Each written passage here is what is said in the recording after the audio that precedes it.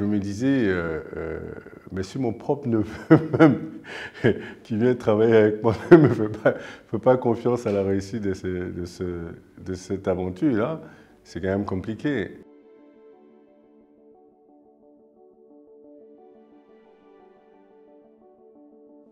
Bonjour, je suis Stanislas Zézé, PDG de Bloomfield Investment Corporation, qui est la première agence de notation financière d'Afrique francophone. Bloomfield a été créé il y a 15 ans.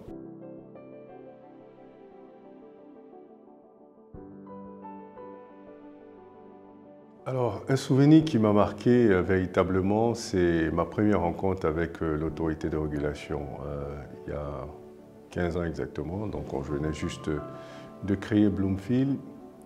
Et je crois que cette conversation m'a montré qu'évidemment, j'avais décidé de rentrer dans un secteur qui, pas qui était méconnu par le régulateur, parce que le régulateur savait ce que c'était, mais qu'en réalité, le régulateur ne pensait peut-être pas qu'une agence pouvait se créer dans la sous-région.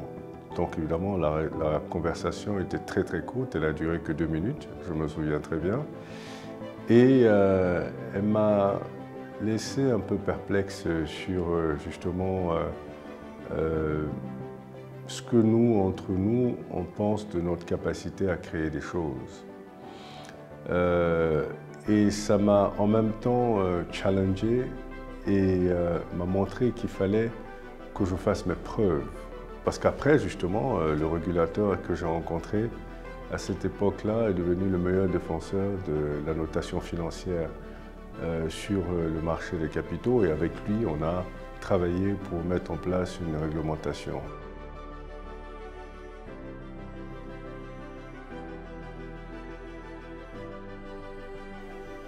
Alors, ce qui m'a emmené à créer Bloomfield, c'est le constat que les agences de notation financière internationale avaient une approche assez biaisée sur l'évaluation des risques des pays africains et des entreprises sur le continent.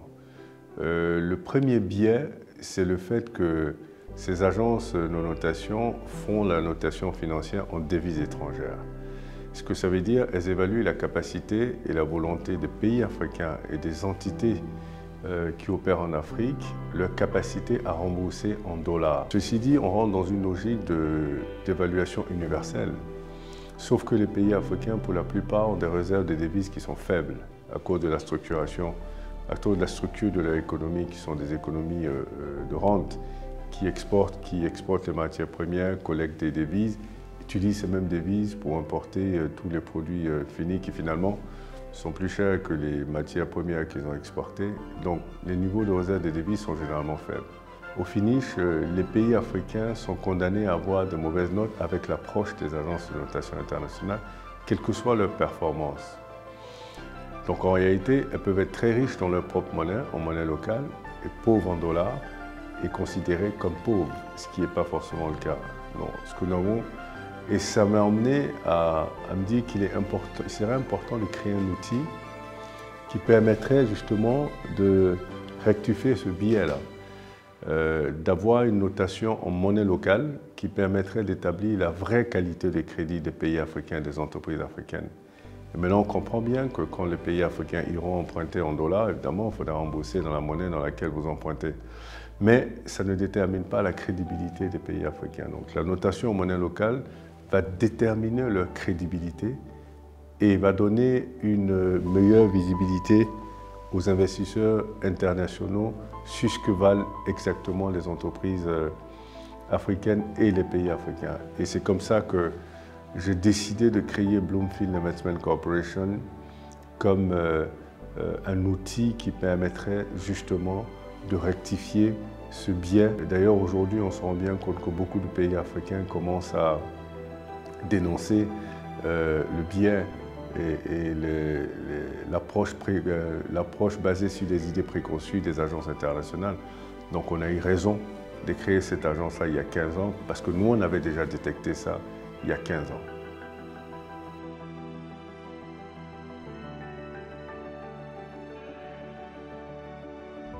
Comprenez que tout votre entourage et votre environnement contribuent à ce que vous devenez. que ce soit l'influence positive ou l'influence négative. Même les gens qui ne croient pas en vous, peut-être vous motivent sans s'en rendre compte. Dans mon cas, en tout cas, les gens qui ne croient pas en moi me motivent. Évidemment, il y a des contributions positives, comme les équipes, naturellement, qu'on a construites autour de tout au long de cette histoire. Évidemment, au début, il y a mon épouse, dans mon cercle plus restreint, mon épouse, certains membres de la famille qui encourageaient quelquefois, même si je me rendais compte qu'ils étaient un peu dubitatifs, mais ils encourageaient quand même. Et des partenaires éventuels qui expliquaient pourquoi ils avaient une crainte sur la probabilité de réussite de ce projet-là.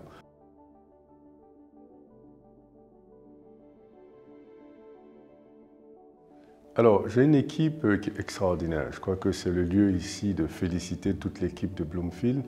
Ceux qui sont là depuis pas longtemps, mais ceux qui sont surtout là depuis le début, parce que nous avons des gens qui sont là depuis le début, notamment la DAF Mariette Kalouboué, qui est en réalité ma première staff.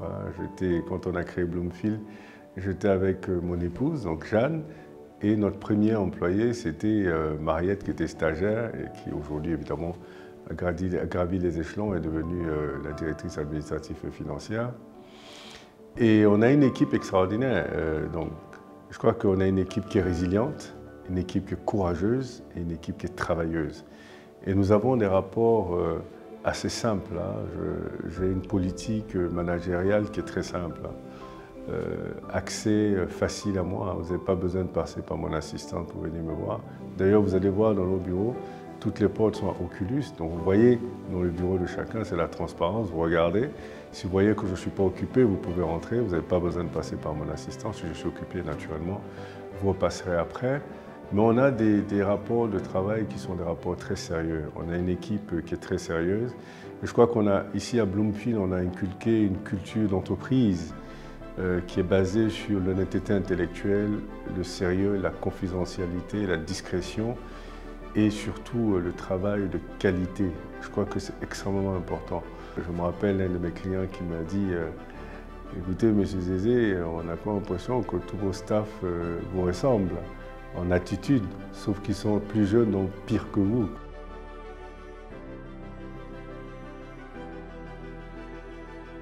Alors, une anecdote qui est amusante, mais en même temps un peu triste pour moi, c'est quand on a commencé Bloomfield, donc on a eu Mariette comme stagiaire, et j'ai recruté mon neveu, le fils à ma grande sœur, qui venait d'avoir son diplôme, son master en économie, son 2A en économie, je pense.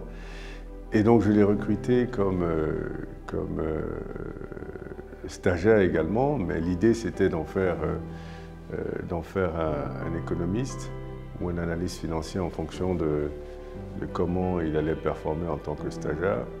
Et je me rappelle, un jour, il vient me voir et il me dit « Tonton, il faut que je te parle ». J'avoue que je ne voyais pas ça venir. Hein. Il me dit « Bon, écoute, tu sais que je t'aime bien, hein, tu es mon oncle, tu es le petit frère à ma mère. C'est bien de travailler avec toi, l'idée est excellente, mais ça ne m'arrange pas.